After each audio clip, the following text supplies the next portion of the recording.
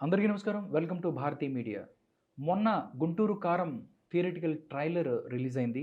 ఈరోజు చూస్తే 'దేవర' టీజర్ ఒకటొచ్చింది. ఈ 2 ఎలా ఉన్నాయి? ఫ్యాన్స్‌ని ఆకట్టుకునే విధంగా ఉన్నాయా? లేకపోతే ఏ విధంగా ఉన్నాయి అనే విషయాలు మనతో చర్చించడానికి మనతో పాటు ఉన్నారు భరద్వాజ్ గారు. నమస్కారం గురుగారు. నమస్తే అండి. సార్, 'దేవర' టీజర్ వచ్చింది. ఎన్టీఆర్ ఫ్యాన్స్ ఎప్పుడా ఎప్పుడా అని ఎదురు చూస్తున్న టీజర్ వచ్చేసింది. 'ఎర్ర సముద్రం' ఎలా ఉంది గురుగారు? గ్లిమ్సెస్ అండి. గ్లిమ్స్. ఓకే. రిలీజ్ అయింది. హ్మ్. అయితే ఒకే ఒక డైలాగ్ ఉంది దానిలో. హ్మ్. అంటే సముద్రానికి జనరల్‌గా చేపలు ఉంటాయి గానీ, ఈ సముద్రానికి హ్మ్. కత్తులు, నెత్తురు చేపల కంటే కూడా ఎక్కువ పరిచయం. హ్మ్. అందుకని దీన్ని ఎర్ర సముద్రం అంటారని చెప్తున్నాడు ఆయన డైలాగ్. ఓకే. అంటే వయలెన్స్ ఉంటుంది ఈ సినిమాలో భారీగా అనేది ఒకటి గ్యారంటీ ఇచ్చాడు కొరటాల శివ. ఓకే. రెండోది ఇది తీర ప్రాంత భూముల గొడవ. తీర ప్రాంత భూముల గొడవ అనే విషయాన్ని ఆయన ఆల్రెడీ ఇంతకుముందు చెప్పాడు. హ్మ్. 2 అంటే ఇందులో డ్యూయల్ రోల్ ఉండే అవకాశం ఉంది ఎన్టీఆర్ది సీక్వెల్. ఓకే. ఇప్పుడు చెప్పింది ఫ్లాష్ బ్యాక్ క్యారెక్టరా లేకపోతే ఏమిటి అనేది క్లారిటీ లేదు. ఒక చిన్న కన్ఫ్యూజన్ క్రియేట్ చేయడం కోసం పంపించారు ఇది హుహు. మార్కెట్లోకి. అయితే వాళ్ళ ఉద్దేశం ఏంటంటే ఏ స్కేల్లో సినిమా ఉండబోతోంది అనేది ఫ్యాన్స్కి అర్థం చేయించడం కోసం ఈ గ్లిమ్స్ వదిలారు. ఏ స్కేల్లో ఉండబోతోంది సినిమా అనేది. అది ప్రాపర్గానే వర్కౌట్ అయింది. ఓకే. ప్రాపర్గానే వర్కౌట్ అయింది. అంటే హై లెవెల్ యాక్షన్ ఉంటుంది ఈ సినిమాలో అనేది ఒకటి చెప్పాడు. ఓకే. రెండోది ఇంటెన్స్ డైలాగ్స్ ఉంటాయనేది ఒకటి చెప్పాడు. దీంతో పాటు ప్రపంచవ్యాప్త సమస్య గురించి మాట్లాడుతున్నారు వాళ్ళు. తీర ప్రాంత వాసులు నిర్వాసితులు అవటం. హ్మ్. తీర ప్రాంతం ఒక్కటే కాదు, ప్రపంచవ్యాప్తంగా నిర్వాసితుల సంఖ్య గణనీయంగా పెరుగుతున్నటువంటి ఒక సందర్భంలో మనం ఉన్నాం ఇప్పుడు. పైగా ఈ మధ్య ఒక చట్టం తీసుకొచ్చింది కేంద్ర ప్రభుత్వం. హ్మ్. తీర ప్రాంతం నుంచి ఒక 100 కిలోమీటర్ల లోపు ఏదైనా ఒక ప్రాజెక్టుకి అవసరం అనుకుంటే ప్రభుత్వం ఓకే. కేటాయింపులు జరపడానికి ఎవరికీ చెప్పాల్సిన అవసరం లేదు. కేటాయింపులు జరిపి వచ్చి ఆ ప్రాంతంలో ఉన్న వాళ్ళని వెకేట్ చేయించవచ్చు అనేది ఆ చట్టం సారాంశం. దీని ప్రకారం ప్రభుత్వం ఎక్కడైనా సరే ఇది చాలా అవసరం దేశానికి అని భావించి ఒక ఏరియా, ఇప్పుడు మచిలీపట్నం తీర ప్రాంతం అనుకుంటే అక్కడి నుంచి 100 కిలోమీటర్ల పరిధిలో అదానికి అప్పజెప్పేస్తాయి. హ్మ్. ఈ మొత్తం ప్రాంతం వెకేట్ చేయాల్సి ఉంటుంది జనాలు విజయవాడ వరకు. ఓకే. ఇలాంటి ప్రమాదాలు ఉన్నటువంటి సందర్భంలో మనం ఉన్నాం. ఈయన తీర ప్రాంత భూములు నిర్వాసితులు అవుతున్నటువంటి గ్రామాలు ఆ వ్యవహారం తీసుకుని సినిమా తీస్తున్నానని చెప్పాడు. చెప్పు. ఇది ప్రపంచవ్యాప్తంగా బర్నింగ్ టాపిక్ హ్మ్. నిర్వాసితులు అనేది. దీన్ని తీర ప్రాంతంతో లింక్ చేసి మాట్లాడే ప్రయత్నం చేస్తున్నాడు కొరటాల శివ. ఇది నిజాయితీగా కనుక జరిగితే జనాలు డెఫినెట్గా కనెక్ట్ అవుతారు. అన్ని సెక్షన్స్ వాళ్ళు కనెక్ట్ అవుతారు దీనికి. ఓకే. ఎందుకంటే అభివృద్ధి అనేది ఇప్పుడు టెర్రరిజం కంటే భీభత్సమైనటువంటి రూపాన్ని సంతరించుకుంది. టెర్రరిజం కొంతమందిని చంపుతుంది అని అనుకుంటున్నాం ఇంతవరకు. కానీ అభివృద్ధి అనేది ఇంకా ఎక్కువ హత్యలు చేస్తుంది, ఎక్కువ మందిని వీధిలోకి పడేస్తుంది, ఎక్కువ మంది ఆకలి చావులతో చచ్చేలా చేస్తుంది. ఇది అభివృద్ధి వెనకాల దుర్మార్గం. ఈ అభివృద్ధి వెనకాల దుర్మార్గాన్ని బలంగా చెప్పగలడా లేదా అనేది చూడాలి. ఓకే. ఈ నిర్వాసితులు అవుతున్నటువంటి తీర ప్రాంత వాసులు అలాగే మత్స్యకారులు వాళ్ళ సమస్యలు పట్టించుకుని పనిచేసేటువంటి ఒక నాయకుడి కథ ఆయన చెప్పబోతున్నాడు అనేది అర్థమైంది మనకి. ఓకే. దీనిలో వారి తరఫున యుద్ధం చేస్తున్నాడు. హ్మ్. వారి తరఫున యుద్ధం చేస్తున్నటువంటి ఒక నాయకుడి కథ ఇది. అంటే ఒకప్పుడు ఎలా ఉండేది, ఇప్పుడు ఎలా మారింది అనేది ప్రజెంట్లో మొదలుపెట్టి ఫ్లాష్ బ్యాక్లోకి వెళ్ళి మళ్ళీ ప్రజెంట్లోకి వచ్చి ఇలా నడుస్తుంది కథ. కాబట్టి ఇది ఫస్ట్ పార్ట్ ఉంది, దీనికి సీక్వెల్ కూడా ఉంది. సీక్వెల్ ఉందనే విషయం ఆయన కన్ఫర్మ్ చేసి చెప్పాడు. కాబట్టి ఎన్టీఆర్ డ్యూయల్ రోల్ ఉండే అవకాశం ఉంది అనే మాట కూడా వినిపిస్తోంది. చూడాలంటే సినిమా అయితే ఎమోషనల్గా కనెక్ట్ చేసే కంటెంట్ ఉంది దానిలో. ఓకే. ఈ మధ్యకాలంలో రిలీజ్ అయినటువంటి సలార్ సినిమా హ్మ్. యాక్షన్ ఎపిసోడ్స్ చాలా భారీగా చేశారు కానీ ఎమోషనల్గా థియేటర్కి సినిమాని కనెక్ట్ చేయడంలో ఫెయిల్ అయ్యారు. అందువలన ఆ సినిమా కలెక్షన్స్ డ్రాప్ అయింది. అంటే అభిమానులకి నచ్చింది సినిమా, అభిమానులు రిపీటెడ్గా వెళ్ళారు సినిమాకి. ఓకే. కానీ సాధారణ ప్రేక్షకుడు మళ్ళీ సినిమా వైపు చూడాల. ఉమ్, ఇది ప్రాబ్లం అయింది ఆ సినిమాకి. అంటే థియేటర్ని ఎమోషనలైజ్ చేయడంలో ప్రశాంత్ నీల్ తడబాటుకు గురయ్యాడు అనేది అర్థమైంది మనకి. ఓకే. ఎమోషనలైజ్ చేసేటువంటి కంటెంట్ కొంతమేరకు ఉన్నప్పటికీ అది ప్రాపర్గా నడవాల. కానీ ఇక్కడ కొరటాల శివ చేతిలో ఉన్నటువంటి సబ్జెక్టు అన్ని ఏరియాలని ఎమోషనలైజ్ చేయగలిగినటువంటి కంటెంట్ పట్టుకున్నాడు ఆయన, వెట్లాండ్ ప్రాబ్లం అని.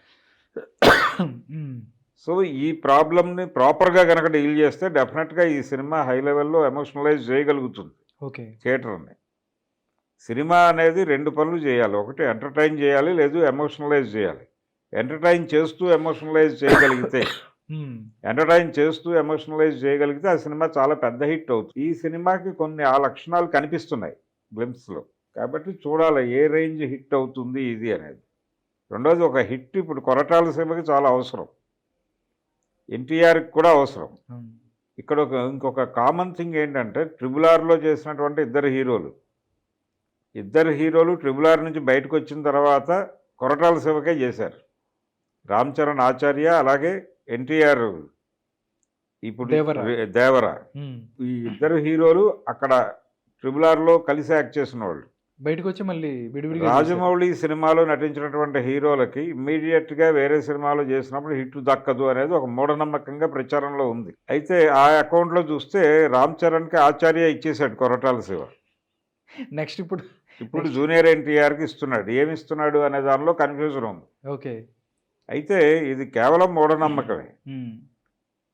రాజమౌళి ఒక రేంజ్లో చూపిస్తాడు హీరోని అనుకుంటే ఆ లెవెల్కి తగ్గకుండా గనక సినిమా తీస్తే చూస్తారు జనాలు. ఆ లెవెల్కి ఏమాత్రం తగ్గినా రిజెక్షన్కి గురవుతున్నాయి అనేది వాస్తవం. ఓకే. కృష్ణ గారు అల్లూరి సీతారామరాజు చేసినప్పుడు ఆ తర్వాత వచ్చిన సినిమాలు వరుసగా ఫ్లాప్ అయినాయి. 7 ఫ్లాపుల తర్వాత పాడి పంటల హిట్ అయింది. కెరియర్ అయిపోయింది, ఎండుకు వచ్చేసాం మనం అని కూడా అనుకున్నాడు ఆయన ఆ టైంలో. ఈ వరుస ఫ్లాపుల పరంపరలో ఎందుకు ఇలా జరిగింది అంటే చక్రపాణి గారు చెప్పాడు, నిన్ను సీతారామరాజు క్యారెక్టర్లో చూసి మళ్ళీ ఇవన్నీ చూడటం ఇబ్బంది అవుతుంది ఆడియన్స్, అందుకని ఈ ఫెయిల్యూర్స్ వస్తున్నాయి, తప్పదు, ఇది భరించక తప్పని పరిస్థితి అని చెప్పాడు ఆయన. ఓకే.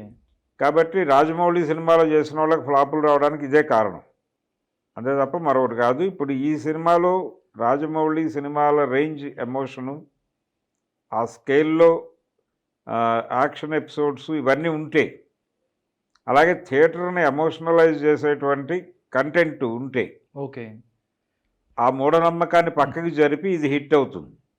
దేవరా ఆ హిట్ అయ్యేటువంటి లక్షణాలు ఈ సినిమాలో ఉన్నట్టుగా కనిపిస్తోంది. ఏ మేరకు హిట్ అవుతుంది అనేది చూడాలి. ఓకే. అందుకని గ్లిమ్స్ ద్వారా కొన్ని ఆయన ఇండికేషన్స్ పంపాడు ఫ్యాన్స్కి.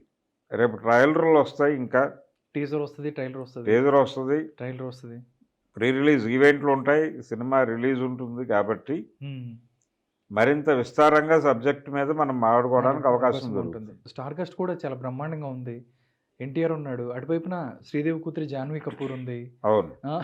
ఎన్టీఆర్ పాటని ఏదన్నా రెమిక్స్ చేస్తే బాగుండే అవకాశం అట్లాంటిది ఫ్యాన్స్ నుంచి, అంటే పెద్ద ఎన్టీఆర్ శ్రీదేవి కాంబినేషన్లో చాలా సూపర్ హిట్ సాంగ్స్ ఉన్నాయి, అలాంటివి ఏదన్నా ఉంటే బాగుంటుందని అనుకోవచ్చా? అంటే ఆకుచాటు పెందెదడిసే లాంటి పాటలు చేయొచ్చు, కానీ సబ్జెక్ట్ పర్మిట్ చేయాలి. ఓకే. ఏ ఏరియాలో చూపిస్తున్నాడు వీళ్ళిద్దరిని కలిపి అనేది ఒకటి క్లారిటీ రావాలి. వచ్చిన తర్వాత ఇవన్నీ అంటే జనాలు ఎంటర్టైన్ అవుతారు అనుకుంటే ఏం చేయడానికైనా సిద్ధపడతారు. అవును.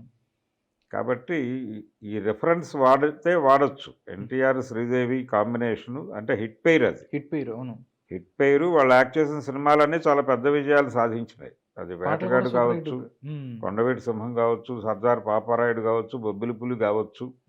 డైరెక్టర్ ఎవరైనా దాసరి నారాయణరావా, రాఘవేంద్రరావా, లేకపోతే మరొక డైరెక్టర్ అనేది ఎప్పుడు చూడాల జనం.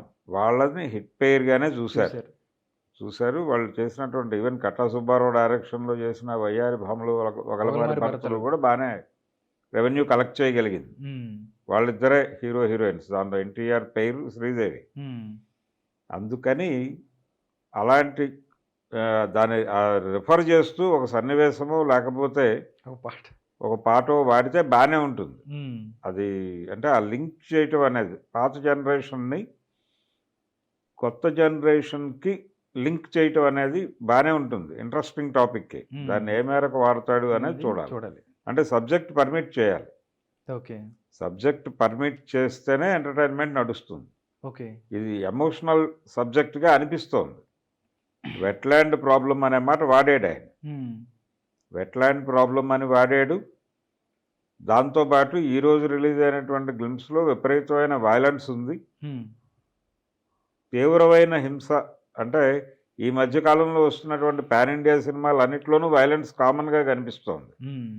అది యానిమల్ కావచ్చు, సలార్ కావచ్చు, వైలెన్స్ అనేది కామన్ ఫ్యాక్టర్గా నిలబడింది. ఓకే. సో ఆ రేంజ్ వైలెన్స్ మేము కూడా ఇస్తున్నామని చెప్పాడు ఈయన ఈ గ్లిమ్స్ ద్వారా. చూడాలి ఏమవుతుంది, దీని ఫర్దర్ జీవితం ఏంటి అనేది ఒక ట్రయలరు ఇంకొంచెం విస్తారంగా విషయం వస్తే తెలిసిపోతుంది. Okay sir.